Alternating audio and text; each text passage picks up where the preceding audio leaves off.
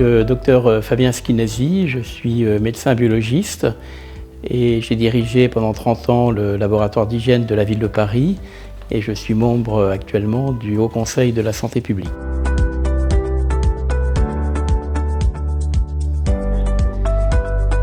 Si dans notre pays la qualité de l'eau est sous contrôle permanent, la qualité de l'eau peut se dégrader dans son cheminement dans les réseaux intérieurs des bâtiments. La qualité de l'eau dépend donc très fortement de la qualité des réseaux. L'eau distribuée dans tout bâtiment doit respecter des critères de potabilité, chimiques ou microbiologiques, que ce soit pour des usages alimentaires ou pour des usages domestiques. D'autres paramètres de qualité sont demandés dans des établissements dits sensibles, comme les établissements de santé ou les établissements médico-sociaux. Le risque légionnel doit être particulièrement bien surveillé aux points d'eau qui créent des aérosols, comme les douches ou les bains à remous.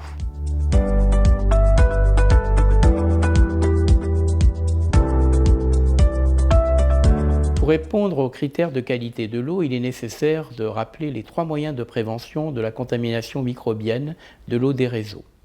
Tout d'abord, la circulation équilibrée de l'eau dans le réseau. Il faut éviter la stagnation ou la faible circulation de l'eau dans le réseau qui favorise la dégradation de la qualité de l'eau. Ensuite, l'entretien du réseau. Il faut lutter contre la corrosion, le tartre ou les dépôts dans les installations qui favorisent le développement des bactéries. Enfin, la gestion de la température des réseaux d'eau froide et d'eau chaude. Il faut respecter les limites de température. Moins de 25 degrés pour le réseau d'eau froide, plus de 50 degrés pour le réseau d'eau chaude, afin d'éviter le développement des bactéries.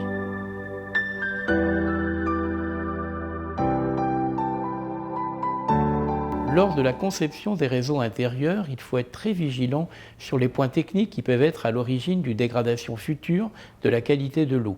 Certains matériaux de canalisation, comme le CPVC ou le cuivre, sont connus pour ne pas favoriser la croissance microbienne. Et cette qualité n'est pas perdue après des traitements répétitifs de nettoyage et de désinfection.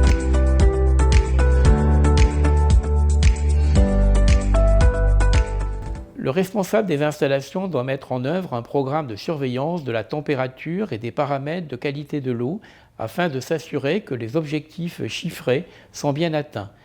Il doit prévoir également des procédures correctives si ces objectifs sont dépassés. La prise en compte des réseaux intérieurs de distribution d'eau dès la conception et en cours d'exploitation est le garant de la qualité microbiologique de l'eau. Cette qualité protège les consommateurs des risques sanitaires et en particulier les personnes les plus vulnérables à risque infectieux. La crise sanitaire du nouveau coronavirus a mis en lumière les personnes vulnérables, celles de plus de 65 ans et celles qui souffrent de maladies chroniques et qui sont rassemblées dans des établissements dits sensibles. Ce sont celles qui souffrent également d'infections liées à une dégradation de la qualité de l'eau, comme les légionelloses ou d'autres infections microbiennes transmises par l'eau. La qualité de l'eau doit donc être irréprochable, surtout en période de forte chaleur, lorsque la consommation d'eau est augmentée.